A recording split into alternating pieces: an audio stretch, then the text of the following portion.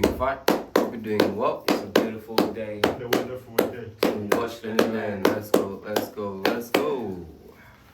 Guys, today we're back with, you can see from the title, right? The title is like spicy fanfic leads to cancellation of actor and banning of AO3 in China.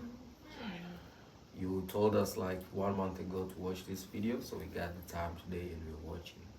Who is Stephanie Su? I can see like our videos got like 2.7 M. It's got 4 million subscribers. Hmm?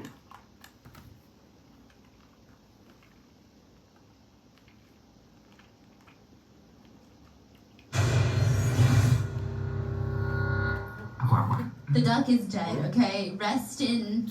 I was gonna say something inappropriate. Rest in peace is what I meant. Do you guys remember 2020, or did you just block it out of your memory? Is it just like a blank space in your timeline? Yeah. In 2020, a new fanfic comes out on a platform called AO3. This is taking place in China. We're back in the China-verse.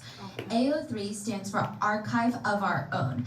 This is like one of the most creative writing platforms. I think they were hitting like 300 million users a month, a year. I'm not sure, but either way, that's absolutely marbles. I imagine it was some sort of Wattpad or Webtoon, Have you guys used if AO3? not maybe even bigger. Anyone can publish a web series, and China they has have more this than 1 billion huge people. Why are you collection surprised? of independently There's 300 posted Because fanfics. you're part of the So if population. you're a fan of, let's say, Badali, you could write a fanfic of how you see her dancing in the dance room and she's all like, "Your name, come here, baby girl." Insert Stephanie Sue. So in 2020, a fan of 2 male celebrities posted a fanfic of their love story. So a fan made a whole love story about 2 male actors and then posted it onto this platform, which nothing's wrong with that. But the story itself, the plot itself was a little unhinged, very graphic.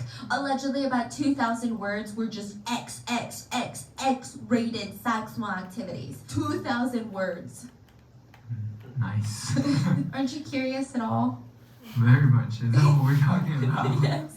So the general plot is there's this hair salon that doubles as a brothel. Someone is bleeding out in the hospital. They're catching each other, sleeping with other people, beating the daylights out of them. I mean, there were so many shock factor moments. Like at one point, someone is dying in the hospital and they're like having a "I love you" moment. So many twists, so many plot turns that genuinely I would believe if you told me that this author was a little up in the clouds when they wrote it. I'd be like, yeah, I can see that. It's a lot. Not saying it's bad, but it's a lot. And clearly, it was written with good intentions, innocent intentions, if I could even say so. Worst case scenario, the writer or the fan probably thought that she would get dragged for her writing skills. I don't think she had any clue that this would be a nationwide life-altering event with life-altering consequences. This is the story of they even have a name for the scandal, the 227 incident in China. How an A-list actor was canceled because of a fanfic that a fan of his made about him. He was not involved in the writing of the fanfic. He never promoted the fanfic, never spoke about the fanfic. Who even knows if he knew about the existence of the fanfic until it was too late? But this fanfic would almost take down his entire career. The government would get involved. Fandoms would have a full-on war. A countrywide campaign of a boycott for a list of like the top global brands took effect. Brand deals were dropped. Millions of dollars were lost in the tanker. And then there was a Red Sea performance at the very end. A what sea? Oh, babes. What's a Red Sea? Is it the Black Ocean? Yeah, but this one was a Red Sea. Do with that what you will. Okay. But before we talk about that, do you guys see my necklace? Do you guys see her new necklaces? Is what she's asking. You see it? I have to ask you a very serious question. Oh, the bottom line's a locket. Yes, I have to ask you a very serious question. What should I put in my locket? I asked my sister this, and she said I should put Sophie and Mia in here. I say we should put a panda in there. A panda? Put me in there. Oh, that's so funny because when my sister told me to put my nieces in there, I said, but I want to put Payali. I'm just kidding, I'll put you in there. These are a gift from my husband. This locket necklace, I literally haven't taken it off since I got it. It's so timeless and it's so fun. I got both necklaces from Blue Nile, which has been my go-to for real jewelry. Here's the reason I say real jewelry, because when I say real jewelry, I'm talking about I have showered in this locket before. I have slept in this locket. It's just such high quality. These are pieces that I'm gonna keep forever. Blue Nile has an assortment of jewelry at the highest quality, at the best price. They actually have some of the highest quality standards in the industry. They offer thousands of independently graded diamonds and fine jewelry prices that are significantly below traditional retail. Recently, I added this pearl necklace to wear with my locket. I've actually been wearing them like by themselves and layered. When I wear the pearls by itself, it's giving old money vibes. They're freshwater pearls with 14K white gold. And I'm gonna link it below, but it's actually my first real like quality pearl jewelry piece. And I didn't know that I was gonna feel the difference because I've had like, you know, little fake pearls. I feel the difference. Blue Nile gemologists ensure that the pearls meet the highest quality expectations, and it was such an experience. If you're looking for gifts, let me show you the Blue Nile boxes that they come in. The packaging, opening it up, was the velvet boxes, the way that the necklace was like pinned on.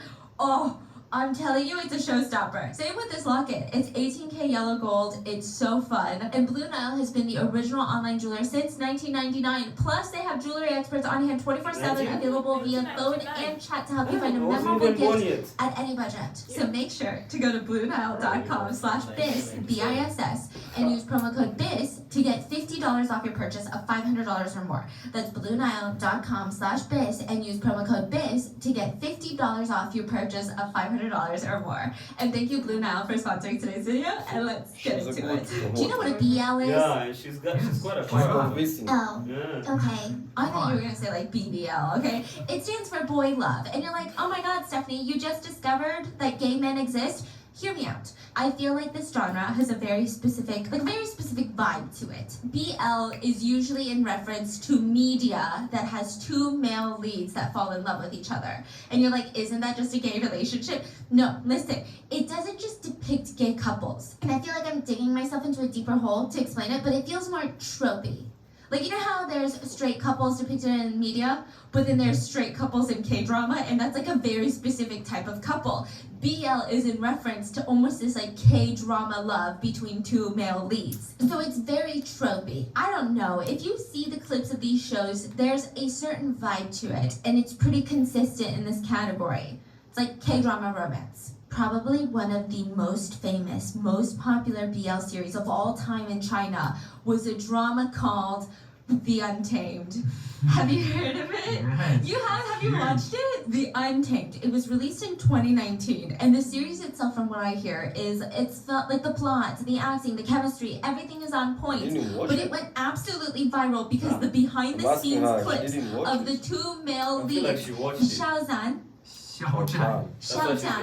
and Wang Yibo were the two male leads. Okay, so this is a fantasy show. They've got that Dylan Wang. They've got the long hair. They've got the half bun. The show, I believe, is based on a BL novel. Yes. Right? So that's the novel. That's how it looks Yeah, like. so LGBTQ relationships are banned on mainstream media in China. Listen, we're not here to debate politics because we've got some family. Anyway, the BL novel, it depicts these two men from way back in the day. Like, I'm talking, they're wearing the cool robes, the cool ancient, like, you know, wear. They got the long hair, they've got the swords, they've got the hair in the half bun, and like, for some reason, they have hair gel back then. You know what's so interesting? I was just talking to Stephanie about this. He thinks it's so fascinating that little boys in America grow up like idolizing weaponry, tanks, and stuff like that. And he said, you know, when I was growing up, I thought it was really cool when like these characters would go like this and air would flow out. The thing is, you can fly around on the sword. You can stand on the sword and fly. It's like a magic carpet ride, but with swords. Yes. That's the kind of things I dream about. Like, I can fly on water and all that. So those are your life goals? That's like, when you see a guy do that, you're like, that's hot, that's who I want to be. Yeah. It's very interesting. So, I mean, they look good, and they're playing two soulmates who travel around the country to solve mysteries, and it all just like links to this tragic event that happened in the past. So the book is about the romance between Yes, the two. the book is heavy on the love, it's heavy on the soulmates, it's heavy on the like, I love you, you love me. But then, because it would be banned in mainstream media in China, they made it about brotherhood. A brotherhood. But I think where it really popped off though was because even though the on-camera, like the edited version of the show was all about brotherhood, there were leaked behind the scenes footage. Not leaked, but promoted behind the scenes footage. Yes, depicted it, portrayed it, analyzed it. You know when you ship someone, when you ship two people, every little interaction they have, you're like, it's true love. I mean, look at the way that he's looking at her. Look at the way she's looking at her. You just like have these links in your head. So that's basically what happened. And I also think that their off-camera personalities and careers played a huge role in the success of this show and like everything that happens. And I need to tell you about it because their careers, well, one of their careers is about to get Obliterated. Okay, so Xiao, he's gonna be the one that gets canceled for this fanfic. Oh. He had been struggling in the entertainment industry until this show. He actually entered into an idol reality show when he was 24, which is pretty old for the industry. And he was like a designer before all of this, so it was a whole thing. He ends up debuting in this 8-member group in 2016. And people said he had this angelic voice, which I can agree. It's very soft, but in a peaceful, otherworldly way. It's almost like majestic.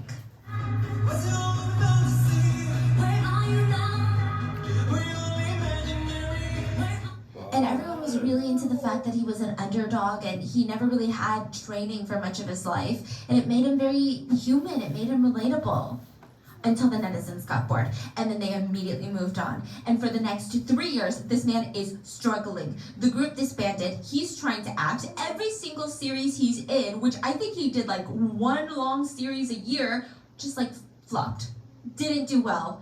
There were no bops. He was considered a D-list actor, a C-list actor when the news cycle was slow. Really? It was bad. Wow, but I know he was huge after this. Yes. But somehow, he gets incredibly lucky and signs on to be one of the leads in the Untamed. To give you context how insane this is, his co-star is Wang Yibo. He also had this pretty rough start in the entertainment industry. He debuted in a South Korean Chinese boy group called Unique. He was in a K-pop group. He was the main dancer and rapper of the group, but it didn't go well. The group disbanded. His personal fame didn't go well. So a lot of Chinese members that debut in K-pop groups, after they disband, they become massive stars in China. Like think Chris Wu, Lu Han, but it was not going that way for Wang Yibo. I don't know why. There's actually a viral video and picture of him on an escalator with his manager, and she's literally rolling her eyes at him.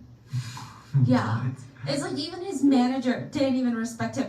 Imagine being the manager and being like, I got stuck with a fucking D-list singer. I wish I could have been representing who's an uncancelled China.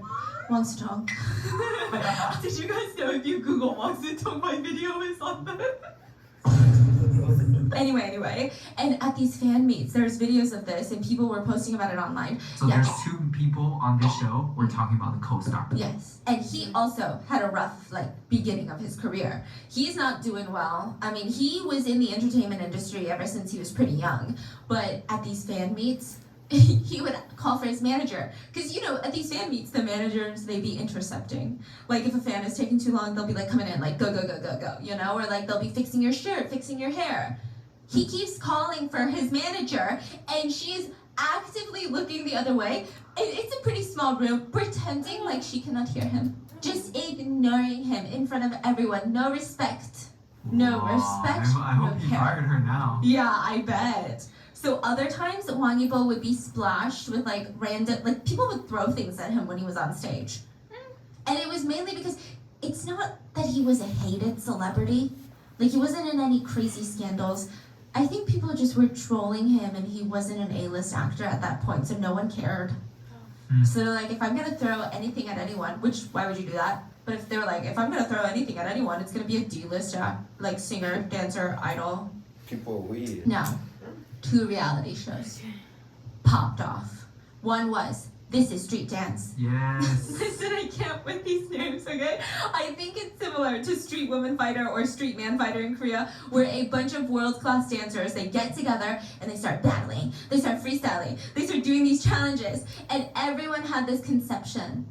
Wang Yibo, he's a pretty idol. He's a pretty boy. He was in a K-pop group, okay? He probably can dance a little bit, but he's not a dancer. He's a singer that can do some moves on the side. He's an idol. Apparently he did really, really well in the show. I watched some of his freestyles, he's pretty good, okay? I mean, the show would share bits of his background too, because you know, they gotta add in like the emotional moments. Like, they're not just super cool dancers, they're people. And apparently, he always wanted to be a pro dancer. So he was dancing ever since he was a kid, even going to serious dance competitions at 14 years old. And these were not kid competitions, so he's not competing against other 14-year-olds. He's competing against full-grown adults that are dancing. He said that when he first started dancing, he would practice 8 hours a day until his body couldn't even hold up, and he would just like collapse on the bed at night to sleep. Damn, he popped off. Yeah, and then he went on another show, right? Produce 101. Every time I say Produce 101, I think of like the produce aisle in the grocery store. Produce 101. Oh, Yes. Produce 101. Okay, and it's just all coming full circle. This is the same show that Quinn was on, literally the last episode, okay? But he was not on there as an idol or a contestant. He was a mentor. And this season was focused on girl groups. So he was mentoring a bunch of girls to, you know, they're trying to get into this like 9-member girl group that's gonna debut at the end of this season. And he was really good at teaching them how to dance. People love that he was not too manly. Like, you know, because they're learning how to do super feminine dances. Some of them are super cute, some of them are very like feminine, see? But he's not just standing there like, oh, do it like this. Like, he's doing it, and he's like showing them, okay, do it like this, and he's putting his whole back and pussy into it. Like, the whole thing, he's so dedicated. He'd even bite his lips, lick his lips, and be like, you know, face expression is everything when you're dancing. He's not doing it in a cringy way, where he's like, swag, swag, swag. No. Very professional, right? So professional, you know, and then there would be points where, you know, he's telling them it's all about stage presence, and then it would cut to him like biting his lips so into the character, and then the music would cut and he would fall to his knees just cringing at himself. Because it's so cringe, you know? But he genuinely cared about helping them, rather than like looking good, looking manly for the show, you know? And he's teaching them all of this. He's very, very serious. So people freaking loved him. He gained a lot of diehard fans from this.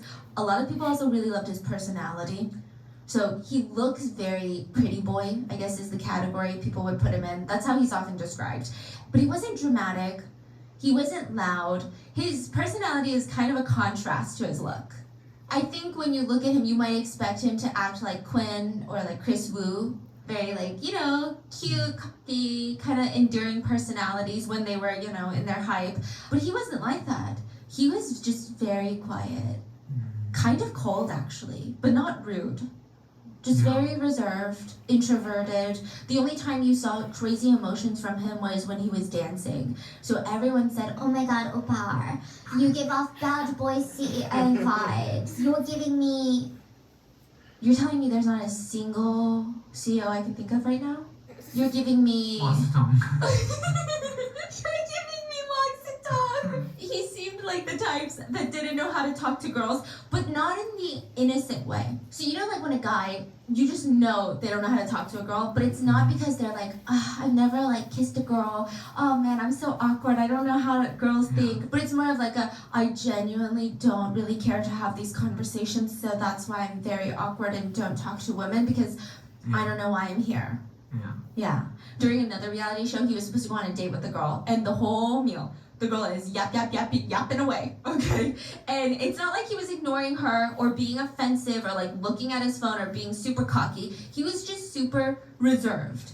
I mean, there were times where the girls would giggle gaggle, and then she'd be like, I really like funny guys. And the way he would just respond so nonchalantly, not funny.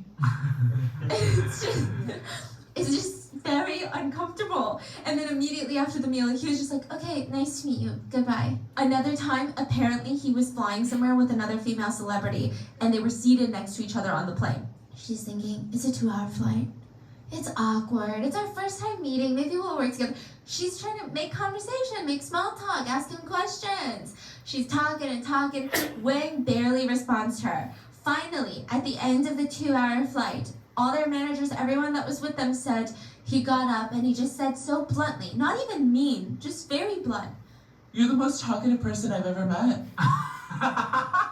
Does your family ever find you annoying? Ah! No! You're the most talkative Ah, person. For that, he earned the nickname, our generation's monk. Monk. Yeah, they said no girl can charm him. Not even the hottest celebrity, no one can charm him. Girlfriends started showing videos to their boyfriends of Wong and said, If another girl ever looks at you, if ever she breathes in your general direction, you behave like him. she starts talking, she says one word, you tell her, you talk too much. You better act like him, okay? Other fans were falling over on their couches. Oh my god, he's so bad at talking to girls. Until he meets me, I will change him. He's waiting for me. That's what they're saying, okay? And now he's slowly becoming an it boy in China, and he gets casted to be on Untamed. And both of the two actors, they blew up. But the behind the scenes clips was like where the magic was. They have very interesting energy when they're around each other. Now, I know some shippers are gonna say, oh my gosh, it's like this energy, but like shippers are always gonna say that about whoever they're shipping. I just felt like they had a cool dynamic. Like their personalities, even off camera, kind of meshed well in this very like unique, or at least from what I could see, like a unique, fun It seems like atmosphere. they're just really playful. Like they're all like Yes. not. They're both like really goofy. Yes, 骂我，仗着年龄比我大6岁，天天欺负我，这哥哥。微博，你是人吗？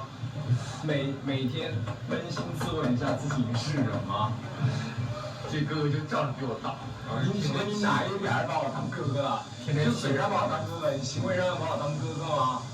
哎，这姐姐，有啊，说翘二郎腿弟弟都不敢翘二郎腿了。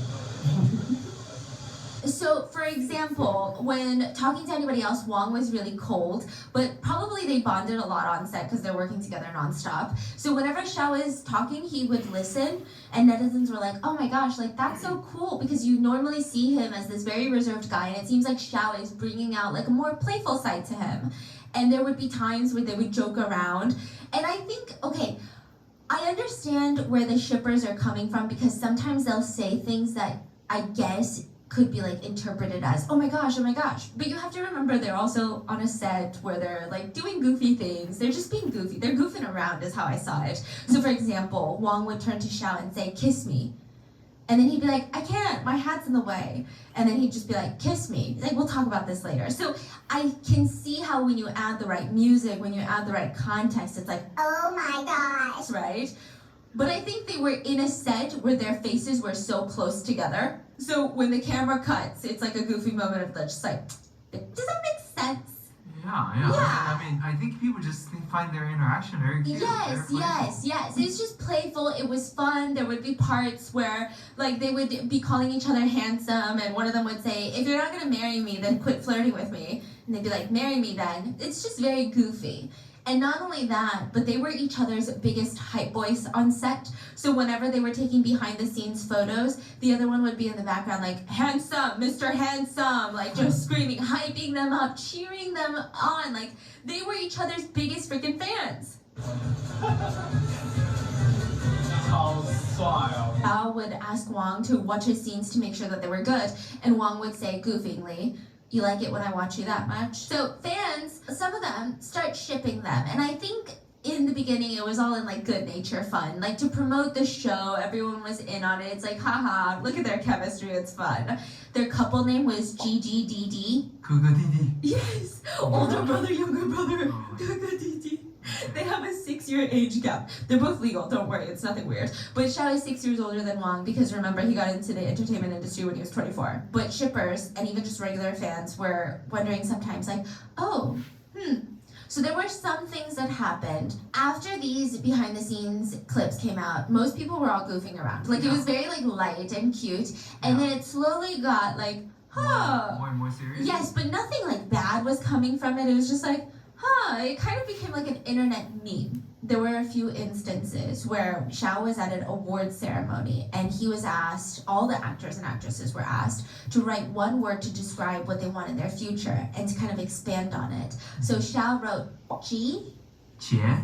And he kept using that word in reference to his future, and netizens believed that he was talking about Wang, because on set it was revealed that Xiao would call Wang Ji or Little Jie. Wang Jie. Yeah, and another one was, I have to wonder if this was a PR stunt, okay? It was a little wild. The two were live streaming when a manager walks into the room casually, not knowing that they're on live, and just casually asked, "You guys have been together for a year, right?" Xiao hesitates and tells the manager, like, "We're on live," and the manager goes quiet and leaves. Xiao and Wang look at each other, and then everyone in the comments was freaking out. So I will say this kind of added fuel to the shippers' fire that was happening. But again, it could have been a PR stunt. It could have been something else that they were talking about. Like, you guys have been together in the same agency or same, It could have been something completely else. But people were going nuts. Like, a lot of people. I would say over 1 million people. Like, the GGDD ship had millions of fans. It really pushed both of them to be more successful, though. So their careers were taking off because of this ship. Xiao is killing it. He had a new movie that came out all over Asia. He gained over 20 million followers on Weibo or something like that. The movie made $14 million in a single night in the box office. He was becoming one of the top Chinese male celebrities. Brand deals start flowing in. Okay, this is so interesting. And I don't know if it was because Xiao is a little bit older and he's got more of that mature aura about him. But he had a high consumer engagement rate. So his fans, they actually had a lot of buying power. And they were willing to buy high ticket items. Was he like a brand ambassador for Louis Vuitton or? No, Tod's, Dior. Oh, Dior, I think. Yes, Gucci. Gucci, yeah. Yes. Yeah. So this made him extra special and unique from a business standpoint. So Tod's is a luxury brand, and maybe I'm tacky for not really knowing too much about them, but I would say in comparison to houses like Celine, Louis Vuitton, all these other brands, like Miu Miu, you don't really see them a lot. You never see like a trendy bag from Tod's that's trending on social media. You don't see that. But after he became the brand ambassador, their annual sales went up by 40%. The bag that he was wearing in the campaign sold out in 10 minutes worldwide. What the heck? From that point on, any piece of jewelry, any piece of clothing sold out within a day if he was seen wearing it. Oh, that's tough. It was insane. He signed with Estee Lauder. I mean, this guy is at the top of his career. So whether or not these two are dating or not, it doesn't matter. I mean, they're the peak of their careers, and it's not like they're doing anything to fan the flames. The shippers are just kind of doing it for them. They say haters make you This type of thing famous, man. happen even in K-pop industry every day too. It's even happening right now with Taylor Swift and the NFL guy. Yeah. They're not dating? I don't know. They are. I mean, yeah, it happens every day. Yeah, so it happens everywhere, and it like this only gets a little weird because of the controversy later, but this is very normal stuff until February of 2020. In the midst of lockdown, all hell breaks loose. A fanfic was released on AO3 called Fallen. The main romantic leads in the fanfic were Xiao and Wang. Which, again, I mean, nothing is too crazy about that. Like, there are fanfics posted on this website every single day. But Fallen was different. Wang Yibo was called Wang Yibo in the fanfic. Yeah. Yeah, while Xiao Zhan was now Zhan Zhan. Yeah. And Xiao was a man that worked at a hair salon that is a secret brothel. In the fanfic, he ends up selling his body for money, which in Chinese culture is very controversial. Some people had some problems with that. He's also struggling to figure out if he feels right in his own body. So I don't know the exact play-by-play of this fictional plot because there's so many subplots in this one series. Like, it is, when someone is making up a story on the go and it just gets, like, it started as a domestic thriller, but by like chapter 5, aliens have invaded the state of Texas, all of it is in flames and it's like sunken into the water, and you're like, wait, how did this escalate like this? That's what Fallen is. Okay, it's crazy. So I believe at this point Xiao is trying to figure out in this fanfic whether or not he feels right in his own body that he was given at birth. He enjoyed dressing in more feminine clothing. Anyway, Wang Yibo comes to live with him in his hair salon. He comes to live with him. Comes to live with Xiao. He moved into a hair salon? Yeah, the hair salon has dorms. I'm telling you, it's crazy, okay? So is Wang Yibo work? Okay, let's call him Wang. Yeah. Okay, so Wang, his aunt is the owner of this hair salon / brothel. So he's like, hey auntie, I've got nowhere to stay for the summer. Can I stay with you? And auntie's like, yes, come to the hair salon. He shows up and they've got all these dorm rooms in the back. And auntie is like, oh, the only place that I got for you is in the same room as Xiao, which is fine because you guys are both dudes. Literally, that's like stated. So while they're sharing a room, they're constantly getting changed in front of each other. There's some sexual tension that's just like bouncing off the walls. Sometimes Xiao would come home after a very long day at work, doing sex work, and Wang would know that he worked because he would like come with white liquid dried on his face. This is a fanfic, not my story, okay? Sometimes he would come into the room, rush immediately to the toilet to puke. Other times he was covered in bruises. And sometimes Wang would just watch him while he stared into the mirror, like admiring himself while he was wearing makeup. Xiao would always dress provocatively in this series. And Wang commented, Xiao is such a slut, but he loved it. He was eating it up. He was like, that's my little slut.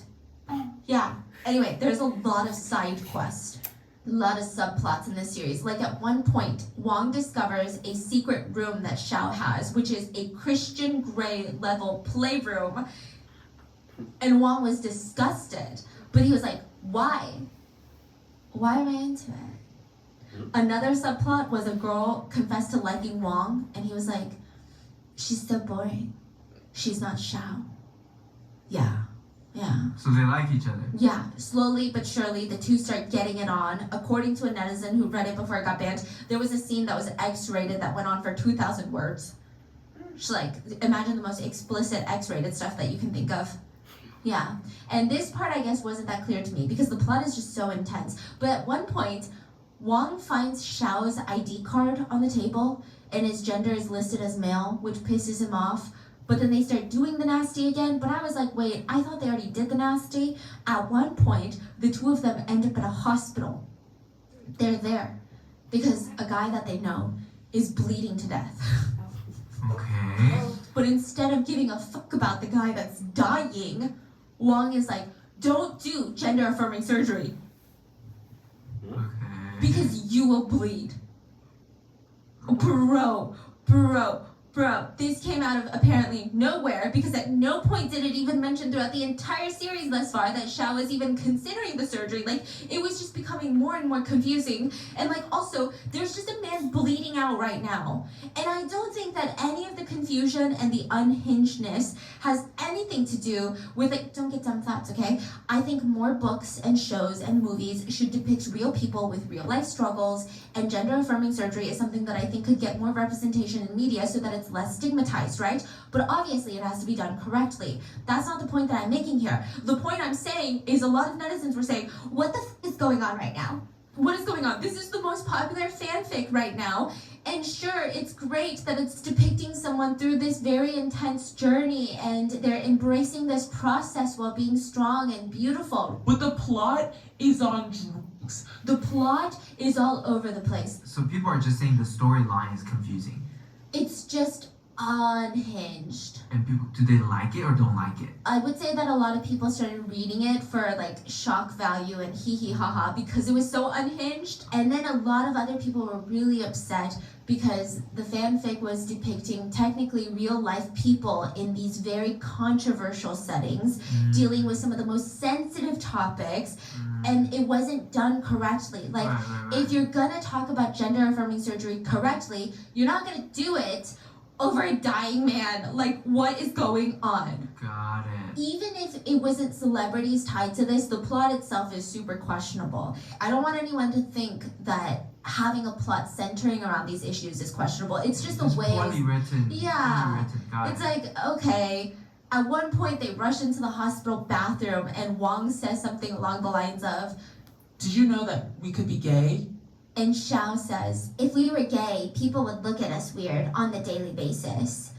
and Wang says, So what? If I ever catch them, I will yell at them. and then they just start like doing the nasty in the bathroom.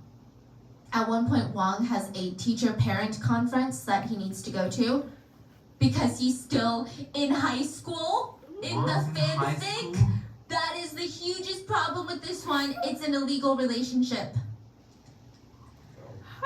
But not only is it illegal, Wang asks Xiao to dress up as his sister and come to the PTA meeting, and he's like, yeah, they do the nasty at the high school. And that's where the fanfic ends. So there are a bunch of other side quests that we're not going to go down because I feel like this is already as unhinged as it gets.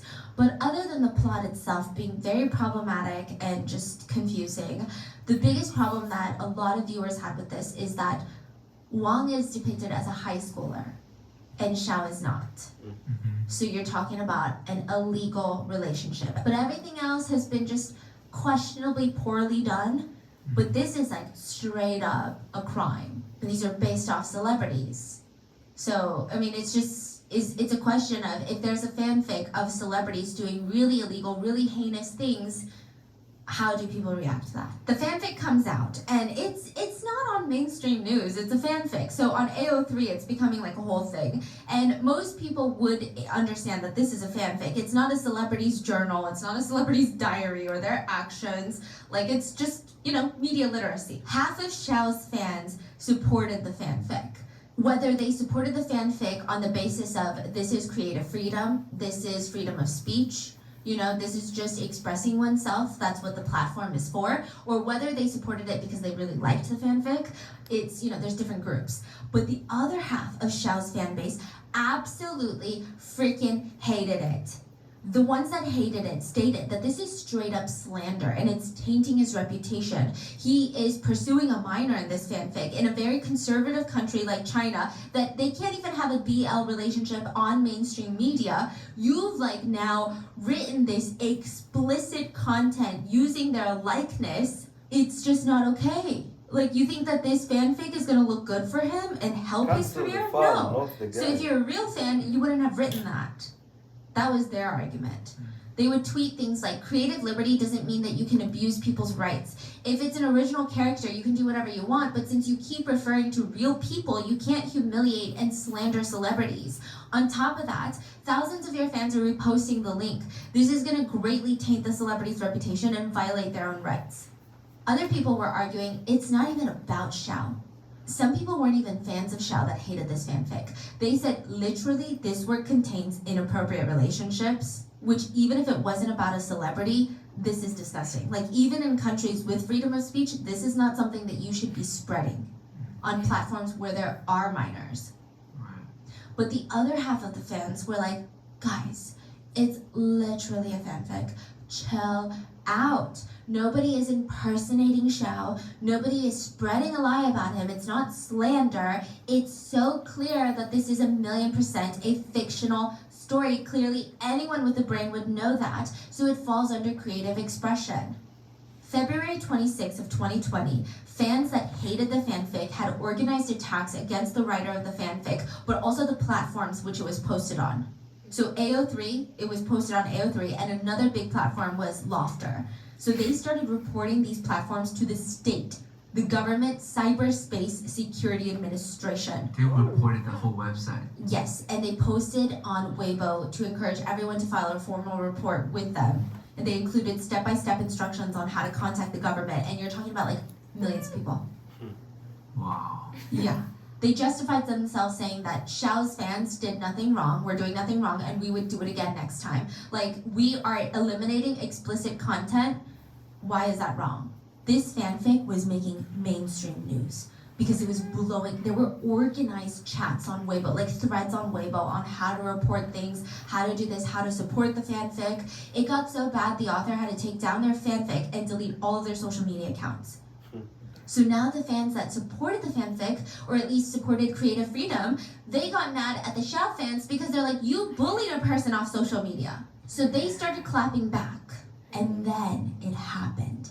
AO3 and Laughter. People are trying to go on there to report the link or to go read the fanfic. Access denied. Everyone's Weiboing, hey, can you guys get onto the platform right now? Like, why is it saying it's down? The companies themselves had no idea what was going on. They said, hey, we're trying to fix this. I know, guys, like, hold on a second. It's not our servers. We checked, so we don't really know what's happening. The government had taken down both those platforms. All the customers no longer could access their accounts, could no longer access and browse the websites. They didn't have time to download any material from there. Their whole business was gone. The government saw all the reports and shut it down. Now this is where it turns into a cancellation problem. Like I mentioned, you can't show LGBTQ relationships in mainstream Chinese media. So AO3 and Laughter, they were used heavily by marginalized communities who just wanted to read stories that they could relate to. Like just wanted to have a form of media that they could resonate with. So they built communities, friends on these platforms, and now it was shut down because some random A-list celebrities fans. So most of the people that use AO3 on a daily basis, they're not even in this Xiao drama. That's unfortunate. Yeah, it was one of the very few spaces for any kind of, quote, subculture, but also alternative publishing that China's rather heavy restrictions would normally censor. So now it's not even just a battle between Xiao fans that either love or hate the fanfic.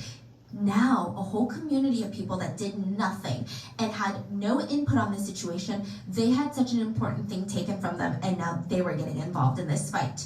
It felt like to them, someone invaded and destroyed their safe space for what? So they went into full attack mode. They tweeted and organized groups that read, you destroy Laughter and AO3, we will ruin Xiao. Their main motto of their whole group was, idols have to pay the price for their fans. Idols are responsible for their fandom. They organized nationwide boycotts of Shan's TV works, movies, commercial endorsements. There was even an anti-endorsement guide that included a list of every single brand Xiao worked with. They would no longer be supporting any of them. They sent emails to these global brands reading things like, hello, I refuse to buy any products that Xiao advertises, endorses, or is a brand ambassador for, and I will be telling my friends and family to never buy them. It was really bad. Like, global brands were getting flooded with comments about Xiao, and people were saying, like, if you don't change your ambassador, we will no longer purchase any of your products. The boycotts officially started February 27th, 2020. Now, when we have boycotts in the US, I don't know, what was the last successful boycott we had in the US? But when a lot of boycotts in Asia happen, it's like a boycott. They're really serious about it. It's not just like, guys, let's boycott, and then like slowly people are buying again. It's crazy. This boycott would go down in celebrity history in China. It was shocking how well organized, how widespread this boycott was. And I don't know in terms of numbers how much each brand was impacted by this, but the fact that it was all over social media, it was the only thing people were talking about February 27th of 2020. That's why it's called the 227 incident, the 227 boycott. The trending hashtag was, I am a commoner and I hate Xiao. And that was retweeted like 5 million times.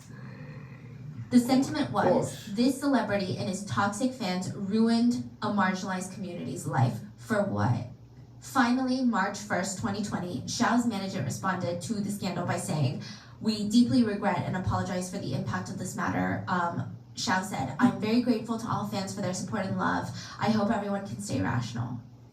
I think it's kind of a lukewarm statement, but what can you, I was trying to think, what can you really say in that instance that's so perfect that you don't incite at least one of the groups?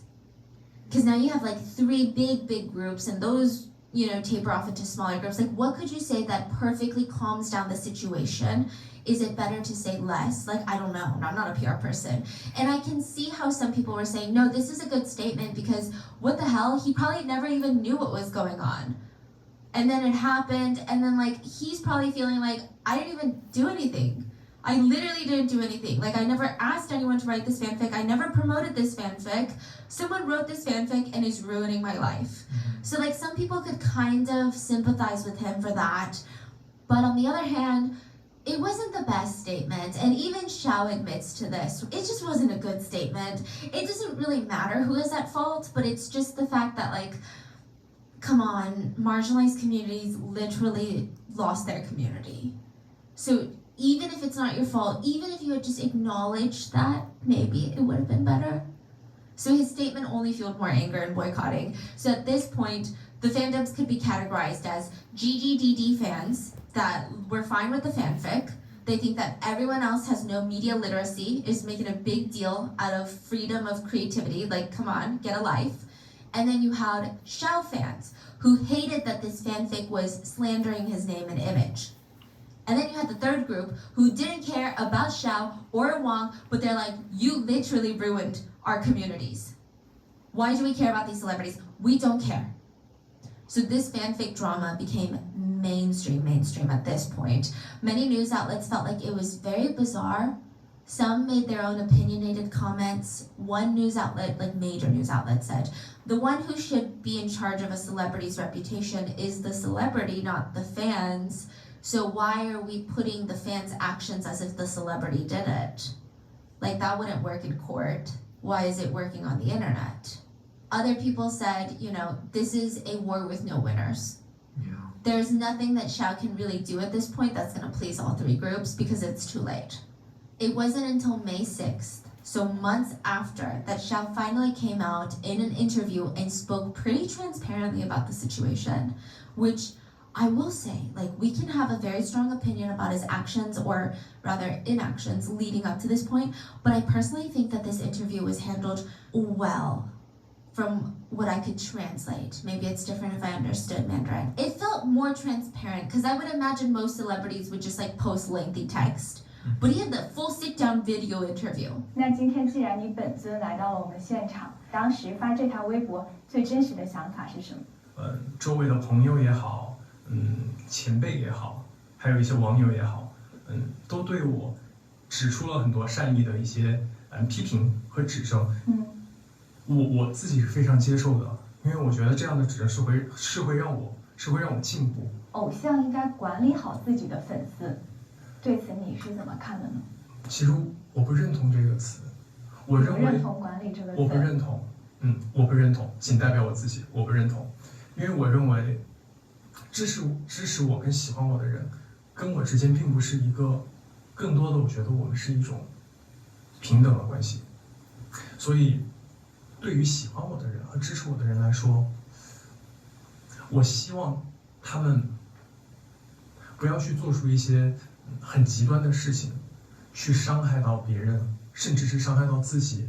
特别是像一个公众人物，像我这样受到大家关注的一个公众人物，应当承担更多这样的社会责任。如果是因为这些争议给网友们带来了一些影响跟困扰的话，我在这里很真诚的跟他们说一声对不起。And he was very honest. He said the whole controversy was happening when we were quarantining at home, and he just felt so bad that so many netizens were impacted, and he apologized again and again to everyone impacted. The interviewers asked, did you ever feel like you were wronged? Because you didn't do anything, technically. And he said, it's not about feeling wronged. I think it's more about I wasn't able to wrap my head around it. And then he expressed, you know, the thing that everyone had been saying, which he said, at the time I thought, you know, people are saying an idol should manage their fans. But I guess at the time I disagreed, because I didn't feel like I was superior to my fans, and like managing my fans and telling them what to do, how to behave, not to behave, it just felt weird. I'm a singer, I'm an actor, I focus on my work, I am aiming to do better projects for my fans. That's what I was focused on. The video got 39 million views in just a couple of days. Whoa. And overall, the reception to it was relatively positive. A lot of netizens said that he was brave for facing the negativity with such transparency. Like, even if you disagreed with the statements he made, it at least felt like he was trying to be honest. Yeah. Like he was trying to like be open about this, have a conversation. But not everyone agreed. A lot of AO3 and Lofter fans said he knows his fans made a mistake, but he still won't say it. Is he scared of losing his fans? Like he cares that much? Like he can't just tell his fans like what you did was wrong? Why? Because he wants the benefit that the fans bring him. So ultimately, he still only cares about himself. And if that's the case, we can't accept this apology. A lot of the victims of the 227 incident said that Xiao's apology also came way too late. A PR executive from Shanghai commented on this. So this firm works with a lot of the celebrities in China. And they said that Xiao's fans have harassed others so terribly online that they managed to destroy a source of creativity and expression from massive numbers of people. This situation is a very, very clear example of toxic modern-day fandoms in China. Even continuing into October of 2020, so almost a year had gone by, many Chinese netizens were still boycotting bands that Xiao was signed with. So December 2020, 10 months later, Xiao is making another public appearance. This would be like his first real public appearance in terms of his career. So not going somewhere to talk about his scandal, not doing an interview, but genuinely like being back to work. He was gonna show up and perform at an award show. And a lot of the celebrities backstage, they said like, this guy was so nervous. They said that he kept fidgeting. He kept like fixing his collar, and he looked like he was on the verge of tears. And he didn't know if he was gonna get booed off the stage. He didn't know if he was gonna get onto stage and it would just be dead silent. He had no freaking clue. But when he got up on that stage, the whole crowd lit up red. Is it like his color support? Yeah. They gave him a red C. So they all came wearing red clothes. They brought red banners. They had red lights. And the celebrities said that this was the loudest cheer that they've ever heard in their lives as celebrities. They said it was almost breathtaking to see, just visually. It was kind of like out of body. It lasted for 8 full seconds, just screaming. And Xiao was smiling and like tearing up.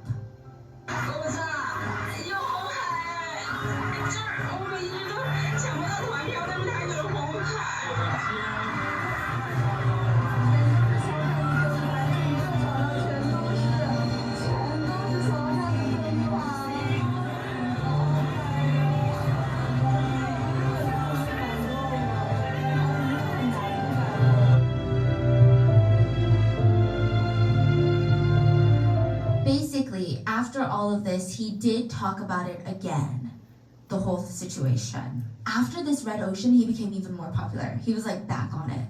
Yeah, he's back to his old time. Yeah. Maybe even a better career height. But he did talk about it and he said, you know, I was wrong. Like, I think that he was expressing regret. He said that he was upset that he didn't speak up before the websites were taken down.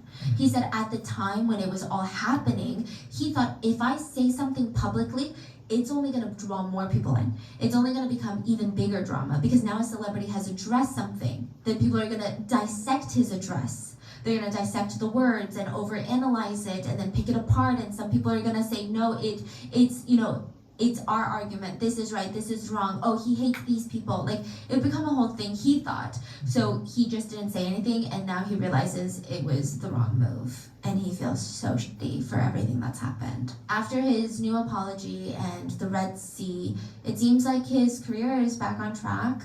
So he is now the brand ambassador for Gucci and Zenith.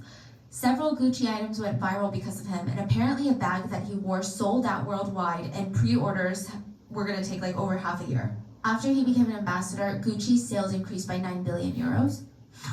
What? I don't know if it's... 9 billion Yeah, regardless. Euros, not even It's dollars. crazy. There's this watch brand called Zenith. Yeah. And is it a big watch brand? Yeah. I mean, okay, so it's 9 phenomenal billion. brand, but it's not definitely not trendy. So it's not like trendy like Rolex and stuff, right? Well, after announcing him as a brand ambassador, within 24 hours, their sales exceeded their global monthly sales. Wow. So in one day. They sold a month worth of watch. Yes. Zenith's CEO even recorded a video to thank Xiao and talk about his influence. And he said, when we announced him at the beginning of July, we got over 342 million views on Weibo. Then within a few hours, we got 9 million views of our video on the announcement. And we sold more watches in 24 hours than we do in a whole month. So with this newfound influence, he has signed bigger deals. I think he has worked with YSL, Audi, Dior, Ralph Lauren, NARS. But he still has some people that do not accept his apology. And some people who do and are moving on. And then I saw a small group of people that said, I still support him, but because of everything that's happened, it's hard to publicly support him without people assuming you were part of that toxic fandom. So it's like all sorts of tricky. What are your thoughts? So this is the story of how an A-list actor almost got completely canceled, career almost destroyed, over a fanfic. What are your thoughts? Leave it in the comments, and I will see you guys tomorrow. Bye. She's a good storyteller. But you understand everything. Yeah, huh? she is. That's crazy. At first I was not understanding. I was like, why only him? Why not Lanjan? So the fact that he was older, and people assume like, even though he's not like involved, he's not the one who wrote the thing, but just because he was older, that doesn't make any sense to me. I would have been like, what have I done though? Like, why only me? First of all, why only me? Like, you're getting third party cancel. You're not even involved, bro. You have to ask for forgiveness for the, okay, I get it, for the but you have to sake of your fans, you need to like, you have to face it. Don't add fuel to the fire, man. If you say, why only me, you add fuel to the fire. It's like what she said, like, no matter what you said, like, there couldn't be like an answer he could give that would satisfy either party, like both, that everyone would be like, there was no way. It's like, for instance, I get caught at school and you snitch on me. I won't be that was you, bro. Nah, why would you snitch on me? You're the one who got caught. Okay. You know, I saw a meme the other day. I think I sent it to you, right? That guy. Yeah. Back in the school, when someone is caught, like, for example, we were not allowed to have phones. And you're the one who's caught with the phone, right? And you know your friend has a phone and the teacher is there. You're like, okay, good luck. Just bring the phone. We already got it. It's like adding fuel to the fire. That was really you would have ruined the relationship he has with Wani Bo too. True. But so not him asking those questions, but why the people chose only him? I think it's because of the age. But in order to his fans that were like talking about it, not the other part. So this girl can speak though. Nah, I get why she's famous. 4 million subs. Not even about this. Like, she's really good with her content. You saw the way he's putting the animations. I don't know what. I don't know. The editor is doing a good job as well. Like on editing. I even saw a closet, a walk-in closet, when she was showing off the chain. She's rich. See the house. See the setting of her house. I can imagine how he felt like before going on stage that time, because you wouldn't be thinking anything positive, like what's gonna, like maybe people are not gonna cheer, it's just gonna be quiet. Black Ocean. It's not rapping. And they it's put not the red sea. But then that was a very nice moment, like. It's a good thing he dealt with it really well. It was hard listening that part where he's saying like backstage he was like touching his collar, like nervous, and you see his face like he was about to tear up. Imagine even the government getting involved. Bruh, that shows the government in China don't play. They're like days, bruh. Like, it was on February 20th, right? The incident happened until 26th. Just the app went down. Everyone was posting, everyone was tweeting links, how to report to the government and everything. That's crazy. So obviously that's why she jokes. She joked like, "Oh, I still have family. I don't want to get into politics. I have family." Like, you don't play with those stuff. You don't just say anything. And this shows like you really have to be careful because it can all go away just like that. In an instant, in a blink of an eye. The thing is, you never know, like how they're Cancel saying, like culture. it was just a fanfic. Like it wasn't a big deal. It was no. Yeah, people were sitting at home. But the more people noticed it, like the more people are like talking about it like it's nothing. it gained more attention than other people. So now, you need to be careful. like you might think attention. that's something small, like it's harmless, it's nothing, but over time, as it gets more attention, yes. What I meant, you need to be more alert. When you see something like that, you act. Even if like what he said, he regrets it. He was thinking if he acted, more people would have known the situation. Cancel culture is real worldwide. Okay, now we understand. We understand why there's not any. One of the reasons why there won't be any more than season 2. We were like, season 2. This is one. I don't think they can be seen together again. Now we get it why. Bring up more. The fanfic ruined everything. For sure. And stupid fan. I mean, she deleted or he deleted their account. I feel like he or she knew what he was doing, bro. He knew it. No, I don't think he No, expected. I don't think he knew. It was Like, something that should, just like you. Content. Like, For example, you like making content. For her, yeah, some people like writing. They're writers, right? Like, you see, even the story wasn't that well made. Like, maybe they just wrote it and just posted it there. Just wake up, you have another idea, you add it. Let me just write it for fun. And like they said, like, it wasn't a big deal. Content. Like, You don't know, like, it will blow up. But I think the main issue that they used the name, like, exactly. Yeah, and their likeness. At least you could say where we share. So even you say the real name, bro. Or even another name, like something different. But then they use the exact, so people like it gained more attention because of that. Like, yeah, so, yeah. Alright, so I hope you all like this video. We will see you in the next one. Stay safe, stay tuned. Peace.